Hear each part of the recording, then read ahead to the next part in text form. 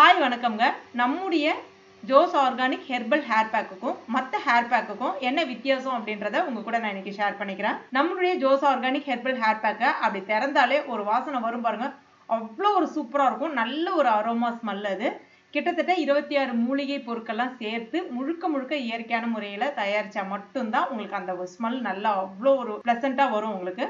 அடுத்ததா நம்முடைய இந்த ஹேர் பேக்கை தேவையான அளவுக்கு எடுத்துட்டு சாதாரண தண்ணீர் இல்லைன்னா சாதம் அடித்த கஞ்சி தண்ணீரோட மிக்ஸ் பண்ணீங்கன்னா நல்ல உங்களுக்கு ஒரு ஜெல்லி ஃபார்ம் மாதிரி இந்த மாதிரி பதத்துக்கு வரும்.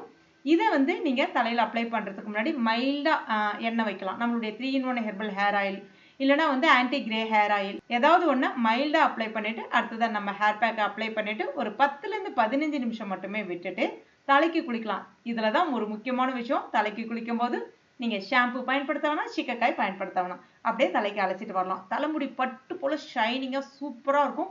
ஸ்மூத்னிங் பண்ண ஒரு எஃபெக்டை உங்களுக்கு கொடுக்கும். அந்த அளவுக்கு சூப்பரான ரிசல்ட் கிடைக்கும். இது மெயினாக இது எதுக்காகனா முடி கொட்டுறது கம்ப்ளீட்டாக நிற்கும். நீங்கள் 2 தடவை பயன்படுத்தினாலே முடி கொட்டுறது கம்ப்ளீட்டாக நின்றுடும். கண்டிப்பாக ட்ரை பண்ணி பாருங்கள்.